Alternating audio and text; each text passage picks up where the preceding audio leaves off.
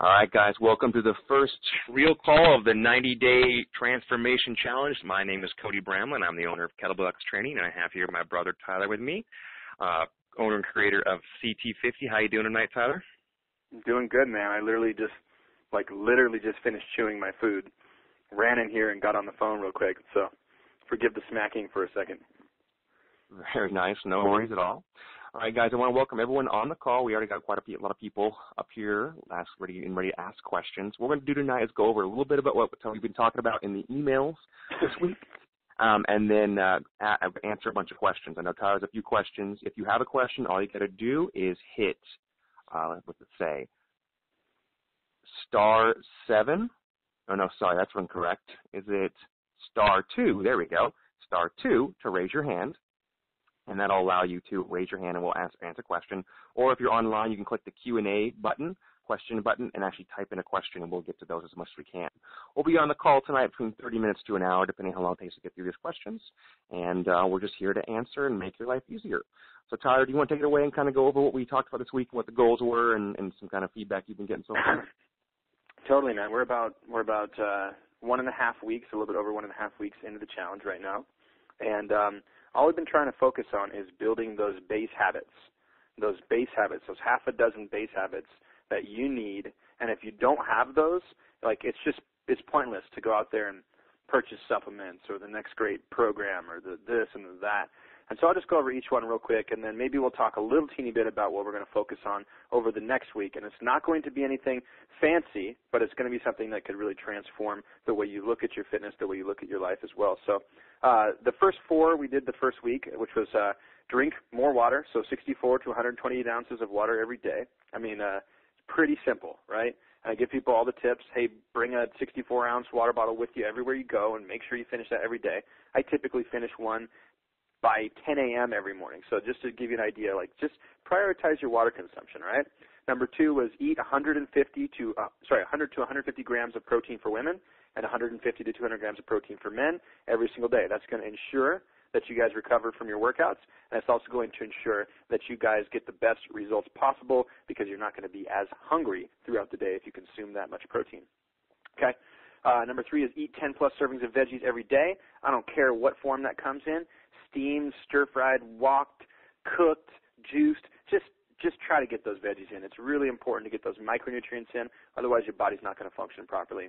Then we got exercise 3 days a week, all right? Do some legitimate exercise 3 days a week. Get out there and bust your butt, all right? Number 5, walking 15 minutes every day. That's just general movement. And one of the cool things is that a lot of people are suffering from depression and anxiety and stuff these days, and what researchers are finding that 15 to 30 minutes of walking is more effective than prescription medications for reducing anxiety and depression. So it's a really powerful thing in your psyche as well as your metabolism. And then finally, sleeping, all right? Just get in your sleep. I tell people 6 hours minimum every night, and I've been more recently telling people don't work out unless you get 7.5 hours of sleep, all right? Because you're just going to tax your nervous system, your immune system, if you're just sleeping 6 hours and working out every single day. That being said, there are a few people out there who might just be laughing at this and going, dude, I can sleep 4.5 hours and work out every single day. And if you're one of those people, then just be aware of who you are and just go with what works for you, but back off if you feel like you're starting to drain yourself. So really, we've just been focusing on those 6 simple habits because ultimately we could just stop there right now. We could stop there on day 11 of the challenge and just keep focusing on those 6 things, and you guys would get the best results from that. All right, so don't even think about adding anything into your life, into your schedule, until you have those 6 things dialed. I really, really can't overemphasize that enough. Anything to add to that, Cody? No, that's spot on, and just getting the hold of basics is important. I had a student approach me in class on Monday and told me how the cheat day, he tried to go all balls to walls crazy like we've talked about sometimes do in the first one, and how it totally affected him, and it was hard on his body, and and how he never wants to do it again. And I'm like, good, because he's trying to get the basics down. He's just only focused on eating real clean foods this week. And guess what? In a week, just a little bit of change, a little bit of focus, was able to change his body so much so that just by eating the normal junk food he liked to eat on weekends, made him feel ooky because his body was starting to perform perfectly. So just by getting those little changes in can cause huge changes in your body very fast. He's already 8 pounds down, by the way, too. So awesome job. Oh, that's fantastic. You got to love those Yeah. Those first 10 days sometimes, if you follow the plan, those first 10 days can be miraculous for some people. That being said, if it's not you, stick to it, all right? If you're not one of those people that just gets lucky and loses like 8 pounds in the first 10 days or whatever, don't give up, all right? Because we're trying to build these habits. So we're doing a longer challenge, is to build these things into your life so you can sustain it throughout the entire year and hopefully for a long time after that as well. That's right. Very cool. All right, so going into our questions, I know, Tyler, you had a few questions, but I got someone already getting excited, hitting star 2 on the line. So we're going let's to step on that call, and then we'll do some other ones when we get some downtime. So we're going to start this. Hello, you're on the line with Cody and Tyler. Who is this? Hello, are you talking to me? Yes. Yes, we are. Oh, my gosh. Hi, I'm Sarah. Hey, Sarah. Hi, Sarah. I'm with Tyler. Awesome. No yeah, worries. guys, go ahead and tell us your names and who you're calling from. That way we can write down your names and give you guys credit for the calls as well. Cool. Right. I had a couple nutrition questions right away. Hey, Sarah, before you go, what Sarah is this? Because I have like 3 Sarahs, I think. Sarah from St. Peter's. What's the last name? My last name is Hespling. Okay, cool. I didn't mean to put you on the spot like that, but I just No problem. I don't think that's fine. That's fine. Okay, what it first is. question is, okay, I know we're trying to avoid diet sweeteners other than like stevia, but I haven't found any like sugar-free gum made with stevia. I don't know if it's out there, but so I kind of go crazy on the Orbit a little bit. Is this going to be detrimental? I don't think it's going to be detrimental. I'm not sure what Orbit is flavored with. I'm not a big fan of things that are flavored with aspartame or sucralose in particular, because those have some pretty negative impacts on the body. And so you can actually find a xylitol flavored gum a bit easier than you can find a stevia flavored gum. Okay. And so I think you might even be able to find those in like just a Whole Foods or maybe even a Safeway or something like that. The stevia flavored gums, you're right, you're going to have to find that at like the boutique health food stores. Not very common, even at like a Whole Foods. So I would try to look for that option if you can. Okay. Yeah, I will do that. And also, I know we really try and watch the dairy. I'm doing the paleo thing, and I've been doing it a while, but I had heard that there's certain, aged hard cheeses that are okay for you. And I was wondering, what would those be? And can you have a little bit of it each day or something? What's your opinion? Sure. So the most important factor for me in dairy is where it's coming from, like the quality of it, right? Right. So aged hard cheeses like a Parmesan, things like that, those are going to be lower in most problematic proteins, but they're actually higher in some of the proteins that could potentially be problematic.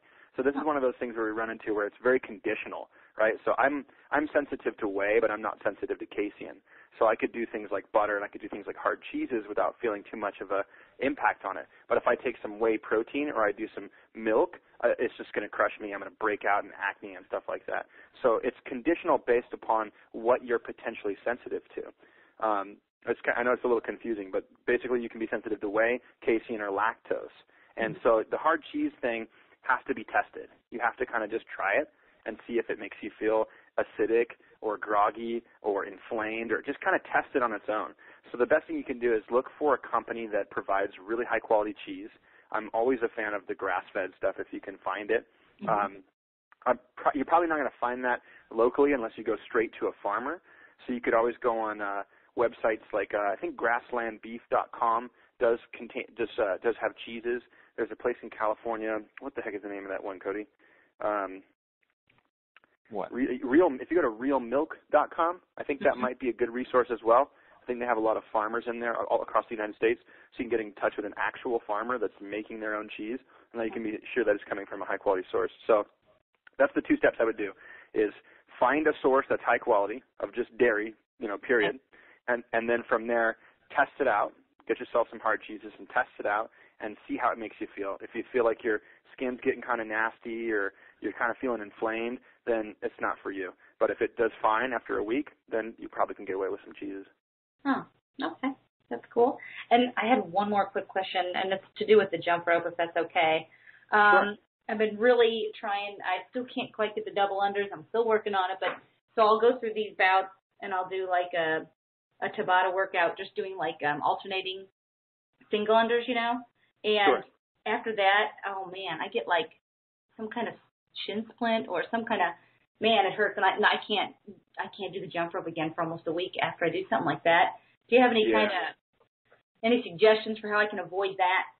Oh man, okay, it's so two things. If it's a legitimate shin splint, so like if you're, are you talking about where you push on your bone on the inside and it just feels like really painful, like a bruise, but kind of a weird way?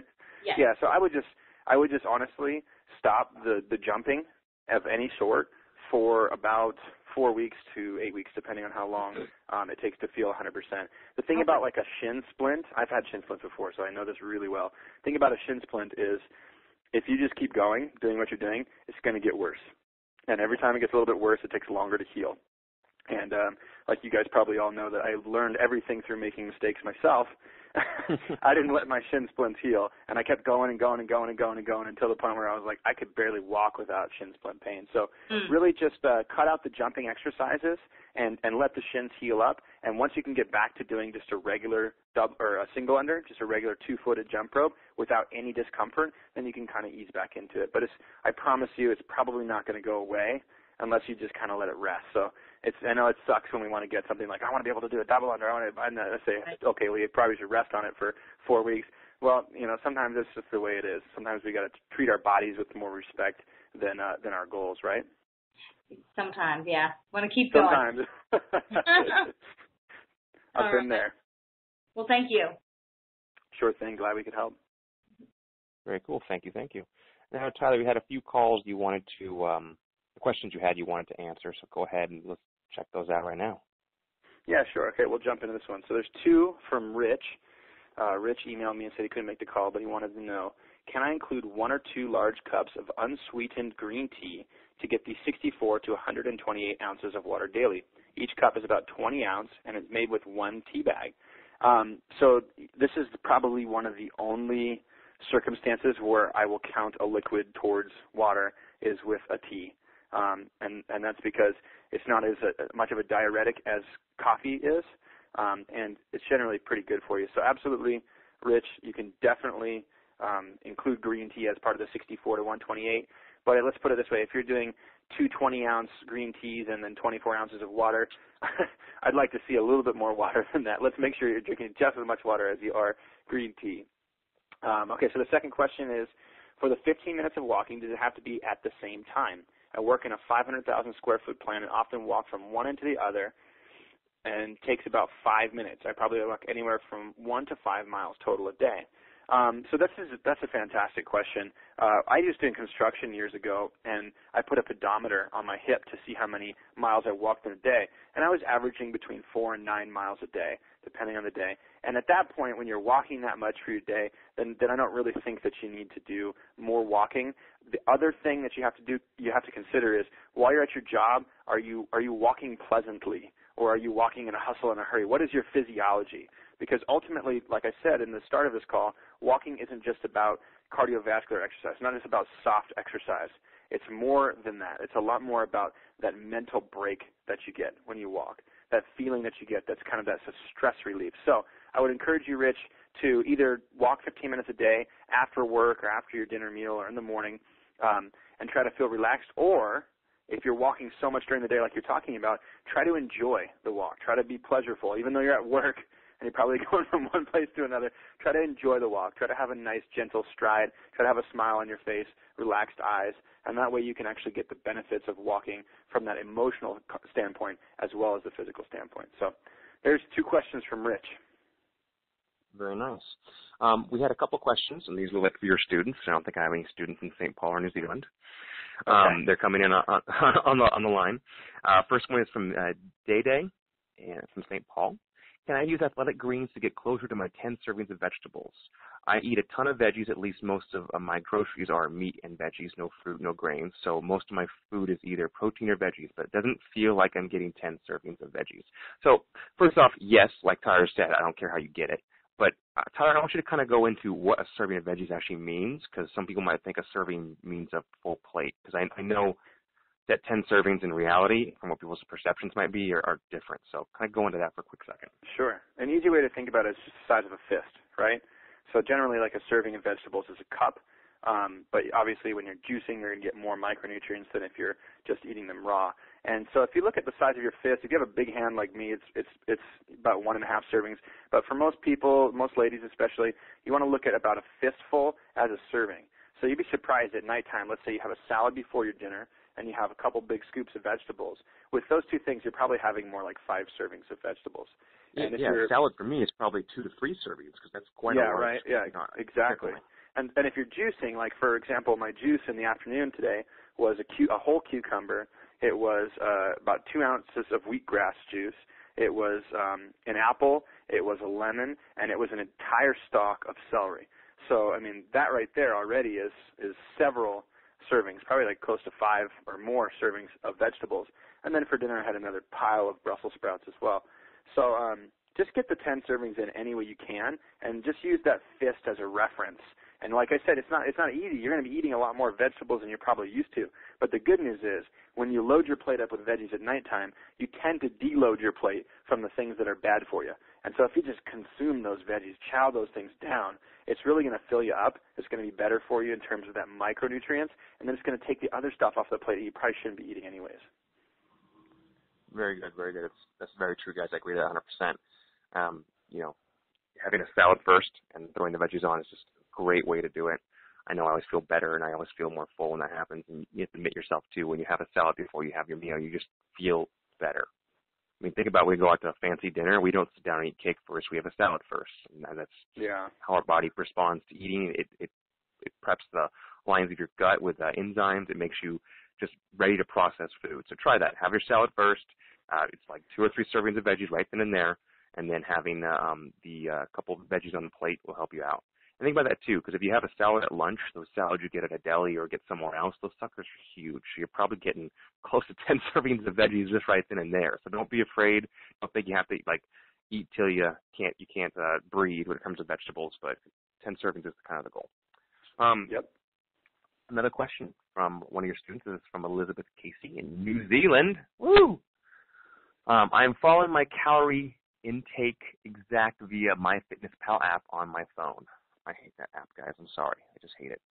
My question is, how exact are the measurements, specifically the protein quantity? I'm finding I can't get more than 60 grams of intake per day using the app, but wonder if, in fact, I am consuming more than that.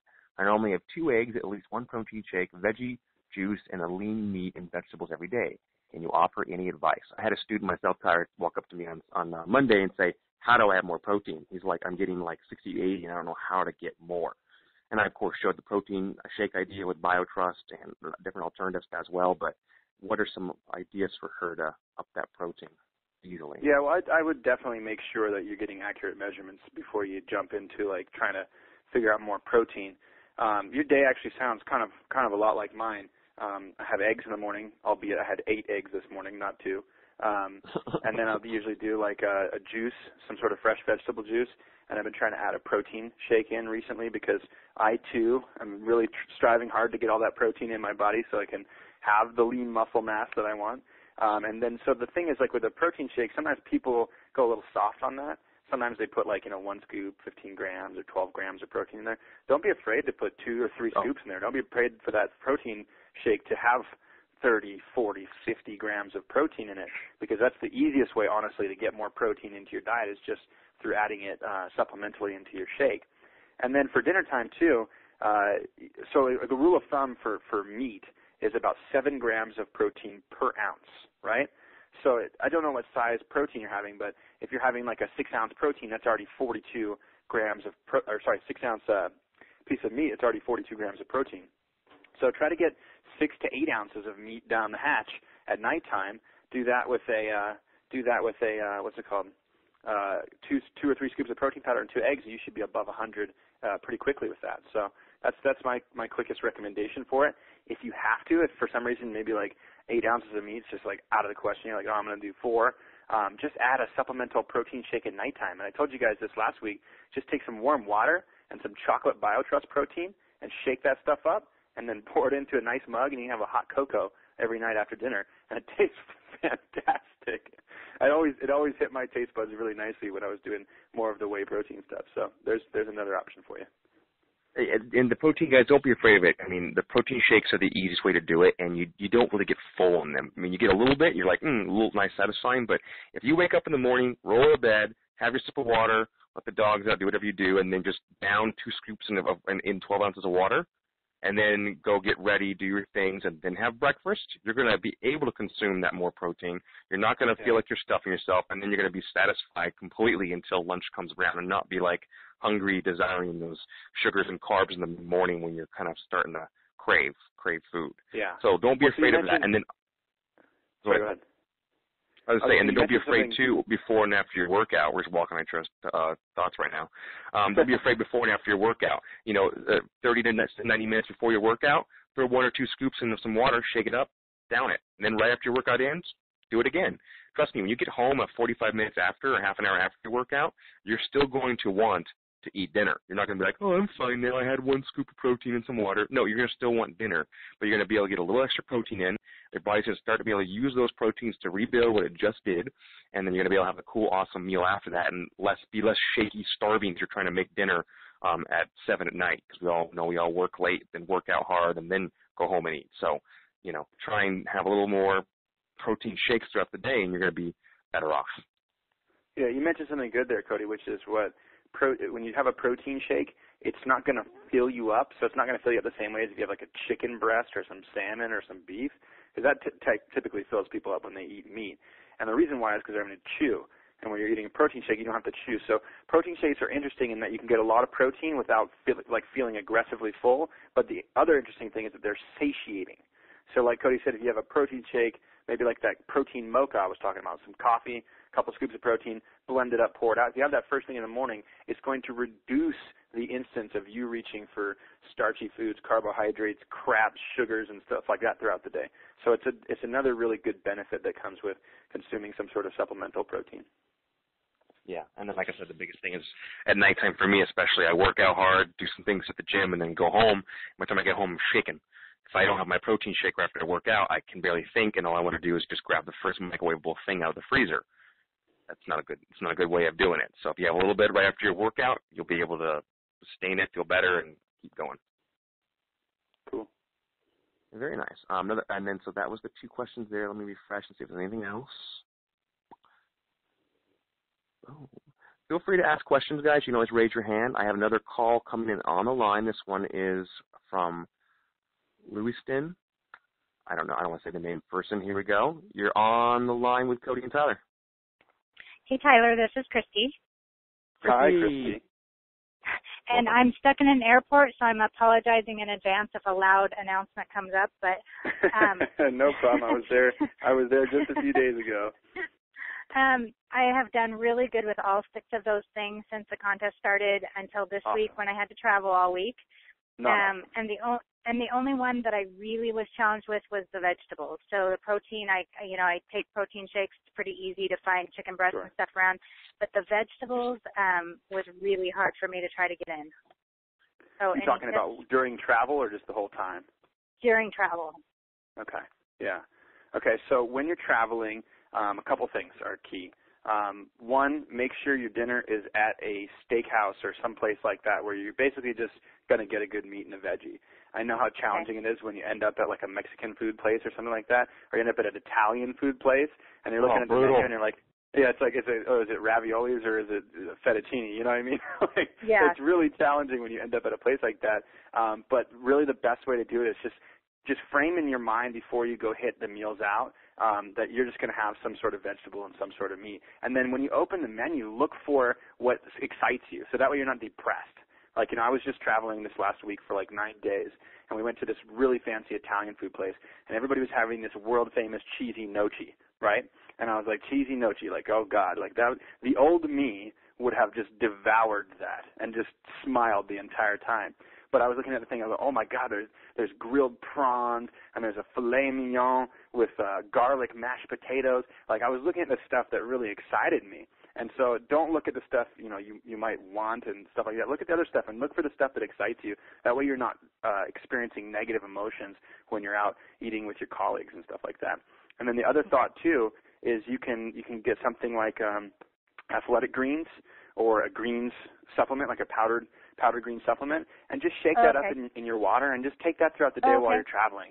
That way you still get some of the micronutrients that you would get from things like wheatgrass and stuff, and you don't have to worry about finding vegetables at every single meal. So that's definitely my tips. Because, when I travel, I'm pretty much only eating breakfast and dinner because it's just I'm not going to be able to find a good lunch for a good price unless there's a Whole Foods or something around there, And I don't want to go out to like a steakhouse for lunch and then a steakhouse for dinner because then I'll just not have any money when I come home. So, so try the what's it called?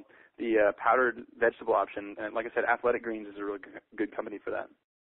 Okay, and then here I was supposed to be home by dinner, but here I am stuck in an airport, so now I'm going to wander around and see what my best choice is. You can find something. Look for the meat and veggies, the places that you really want. I just went to Chili's the other night. When I got stuck in the airport too. I went there and my flight was delayed 4 hours, and then it made me miss the next flight. It was sad. So I went to Chili's and had salmon, broccoli, and some rice. And so if they got one there, you can jump on over there and get a little salmon plate, and it tastes all right, too. Okay, thank you. Awesome. Good luck. Very good. Good luck, yes. I know airports can be brutal. My always go-to in fast food world is Mexican, and people are like, oh, my gosh, but you walk up and you order the everything burrito with no tortilla.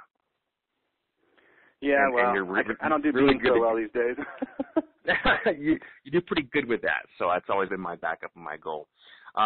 So after I said I hate the MyFitnessPal log, I got like 3 questions flying on here on the questions, guys. And so the reason why? What are you doing? Oh my gosh!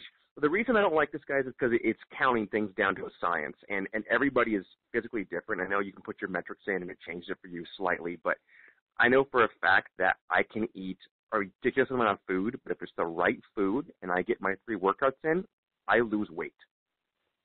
So what does that tell you? We're not calories in, calories out, as a lot of things tend to believe and tend to push. And yeah, it lets you track what you're doing, and you can ignore this and ignore that. Let me tell you a little story, and I love my beautiful girlfriend Svetlana. She'll probably get mad that I share this, but she had the Fitbit for a while until she just recently got rid of it. But the Fitbit monitors your sleep, and it tells you how many hours you slept solid and had restless sleep and when you were up in the night. And the first day she got it, she looked at it and freaked out because, oh, my God, I'm not getting enough sleep. Oh, my God, oh, my God. And then every night it was a panic because she knew the exact amount of hours she was sleeping, kind of restless sleeping and not sleeping. And the second we sold it, she probably slept like 8 hours straight, woke up and didn't complain at all and felt great. So when you're yes, it's good to measure some things, but sometimes when you're going down to that neurotic science of trying to count every single calorie, it can make it harder for you and not as easy for you to succeed. Because what matters more is the things that Tyler and I have been talking about these last 2 weeks, getting your vegetables, getting your water, getting your sleep, getting your exercise. That matters 1,000 times more than hitting your calorie count. And if you're trying to also measure exact science of that amount every single week, trying to hit that same number or trying to stay within that certain range, it's not always true to what you are and what you're doing. Because for all you know, you worked out 5 times and you lifted heavy this week and not like last week, or you had a stressful week, or you did this, or you ate some foods that didn't respond to you differently, and the numbers don't count the same. So it's not taking the fact, the organicness of our body. It's trying to put us in a mechanical state like we're machines when we're not. We are very, very organic, very changing, and always trying to, your brain's always trying to make sure your body is performing its best and protecting you. So I don't love it because it's just making you a little obsessive, and just kind of need to step back from that and focus on basic, good, simple things. Yeah, I agree, man. You can't. One of the things you said was really powerful was, basically you can't get stressed out about stress management. That's a terrible idea. You don't want to do that because you're going to just, like you said, you're going to change the way your hormones react in your body. You're going to change the way food reacts in your body, and so it's just kind of a worthless thing to do. You really can't focus on that when you're trying to, especially lose weight. And then the other thing is that certain people, it can be beneficial from time to time, but I'd rather see you focus on those 6 habits we've tried to make than focus on those 6 habits, count your calories, get frustrated because your calories aren't matching up and you're still not losing weight, blah, blah, blah, you know what I mean, and then give up. So we're trying to build those habits that you'll sustain for a lifetime, and unless you think you're going to be tracking your food intake in your iPhone forever and ever, then maybe it's a good time to cut it off. Yeah, exactly. Cool. I have another question come in here. It says, hey, Tyler, you said that you can eat butter, but casein whey won't work. Could you go over that answer again and kind of what you're talking about with that? And this is from Galen San Diego. He had Galen has dairy doesn't sit well with him. And we kind of talked last week about casein and whey and what that is. Can you kind of go over that all that again? Yeah, so it's really simple. Like with dairy, you can either be sensitive to casein protein or whey protein, and then you can also be sensitive to lactose, which is a carbohydrate, okay? And so oftentimes people will say, you know, I'm lactose intolerant because they drank some milk, and milk has whey, casein, and lactose in it. So it's one of those ones where if you have one of those sensitivities, you're not going to be able to drink just milk straight. And so you have to find out which one it is if you still want to consume dairy products without a negative reaction. And so something like ghee, for example, ghee is clarified butter. You can find that at any stores, health food stores around you. That is not going to have casein, whey, or lactose in it. That's going to be completely free of those allergens, which is why people in India consume ghee, because they typically can't digest milk any other way.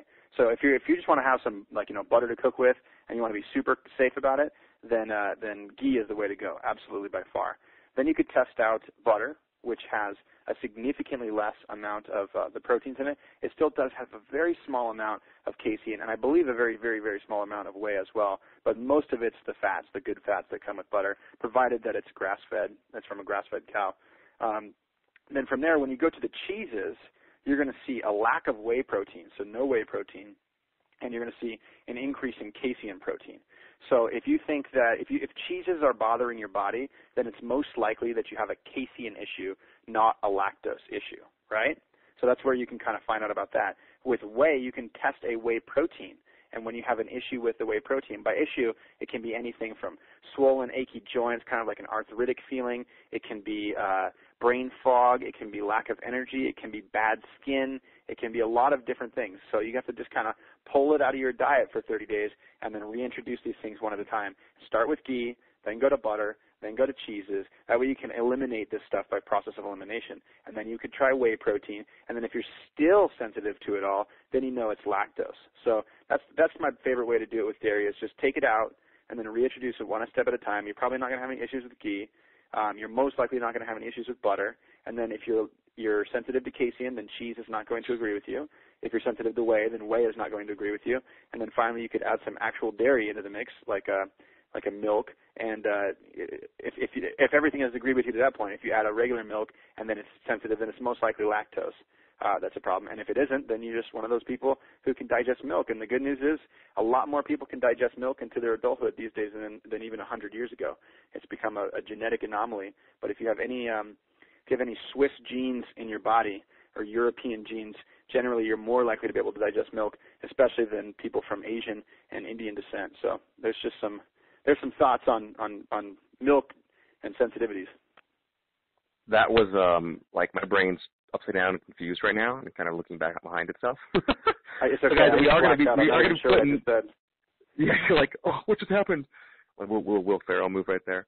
We're going to actually have this recording up, guys, so we'll be able to share it with you so you can listen to it again, so you can kind of slow it down and be like, what did Tyler just say?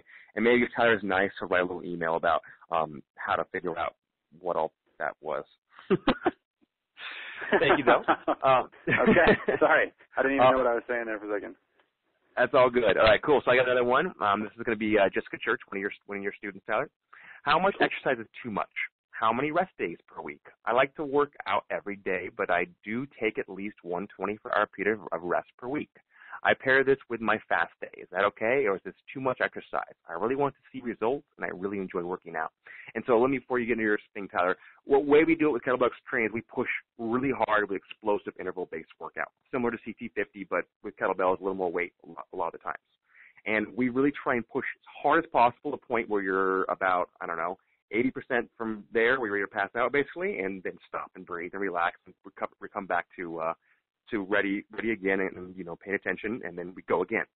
And with that kind of intensity, you don't have to work out every day of the week. I want to put that preference out there. If it's one of those things in your life that you love doing it, and if working out for you also means doing yoga and going for a run, which I don't really consider working out, I consider it to be more of a mental relaxation than in exercise, then cool. But if you're kind of putting in that kind of explosive, insane amount of workout that we do at kettlebell training every single day, you will start to beat up your body a lot.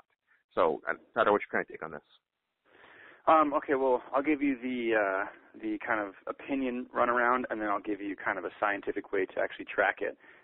So the first way is, I agree with Cody. I think that 3 days a week of some pretty hard training is plenty for most people, and that most people who like to work out 6 days a week would probably be better served doing some recovery work or doing some really, really, really focused strength work on days in between high-intensity cross-training style workouts. So that's just my general opinion. That's what tends to work best for most people, depending on who you are, how much you sleep, how well you recover in between workouts, which is a genetic factor. So the easy way to determine this is take a thermometer, and when you wake up in the morning, put the thermometer in your mouth and take your temperature, your body temperature. And you're going to track that basically on a graph over the course of 7 or 8 days, and you're going to get an average of what your basic body temperature is. And you want to make sure to do this while you're not in a state of overtraining. Otherwise, you're going to have an inaccurate measurement. But it should be somewhere around 98.6 degrees, give or take a few points, okay? And not a few degrees, a few tenths of a degree. From there, you can continue just taking your temperature every single morning, and if you notice either a dramatic dump or a dramatic upswing in your temperature, then you're going to know that it's a reaction from your central nervous system. So basically, either it's telling your metabolism, shut down, I'm overworking, or it's telling your metabolism, I'm going to get sick, I'm going to burn something out right now. So that's an easy way to do it. Another one of my favorite tools is called a heart rate variability tracker. These are a bit more expensive than just your thermometer, but for about $250, you can go check out a company called BioForce HRV, and this will do the thinking for you. You basically put on a heart rate monitor, you link that with an app they have in the iPhone, and it takes your heart rate variability every morning. So you take that every morning just like you would the temperature, and this thing basically gives you a red light, green light, or yellow light. So if it's a green light, go for it. Work out super hard, hit it hard, go. If it's a yellow light, then do a little bit of strength work, maybe a little bit of ab work, do some stretching, head home. If it gives you a red light, you should probably go for a walk and stretch your body out. So that kind of does the thinking for you. So this is kind of some cool new emerging technologies that people can use in order to understand that not everybody recovers the same, and that if you utilize this kind of stuff, you can actually get better results over time because you'll be treating each workout with the correct amount of intensity based on how good your nervous system has recovered from the day before. Very nice. That's actually a really cool product. I'm looking at it right now online. That's pretty awesome. It's very cool. It's very cool. And, the original versions of that machine, I can't remember what the name of it was, but I just talked to a guy who was using one in Miami's hockey teams down there, and it's like $30,000.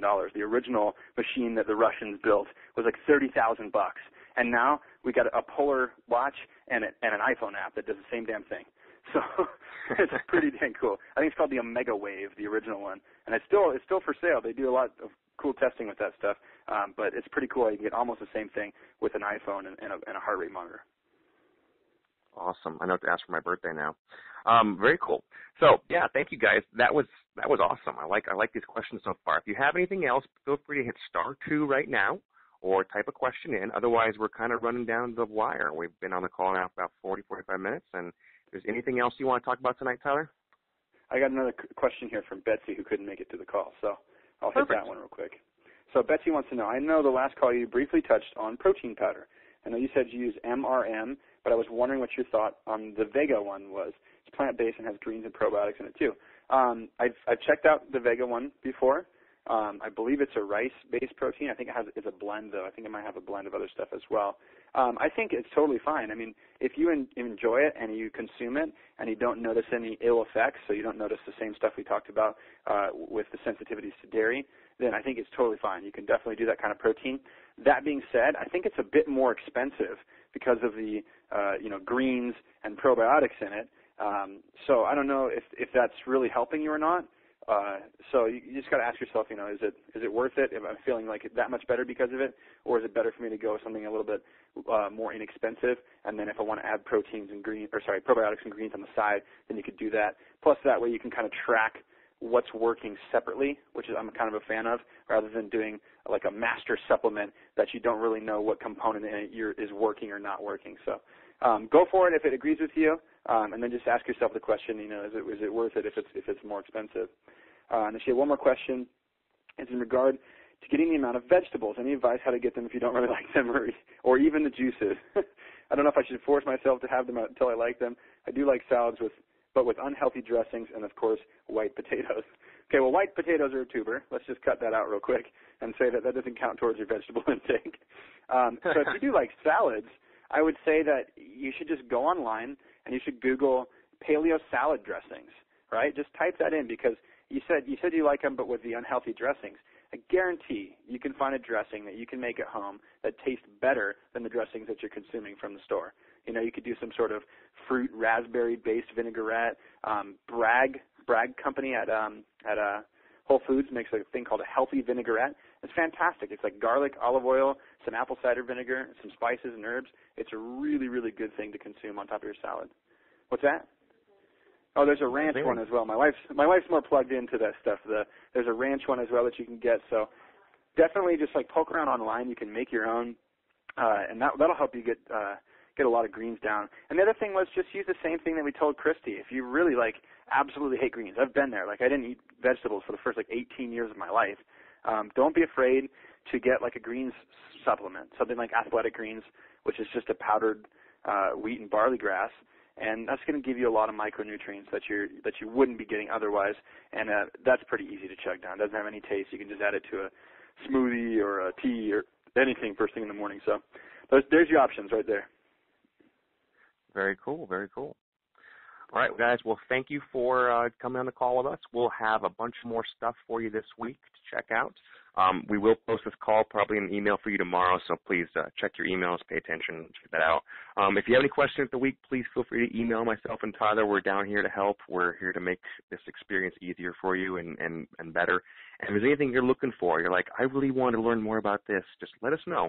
We'd love to incorporate you guys' feedback from the challenge, when challenges you've done before and things you'd like to see more of. So let us know, and we'll be glad to share them with you. Anything else, Tyler, from you? Yeah, just one quick thing is, we talked about those 6 things, and I thought long and hard on, like, what we should be adding in next.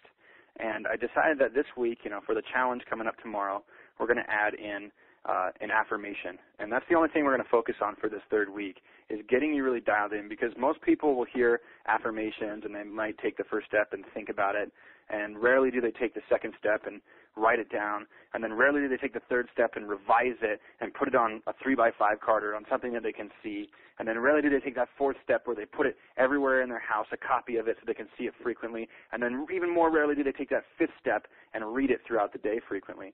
So we're going to really hammer in on that, because it's so powerful to know why you're doing this, to know why you're deciding to change your habits, change your life, change the way you eat, change the way you approach your fitness, and change the way you think about all that stuff.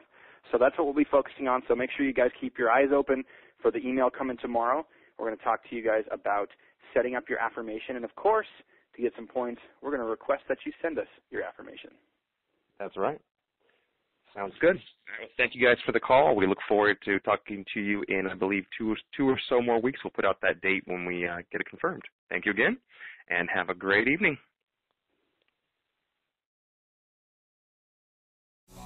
Thank you so much for listening to our coaching call.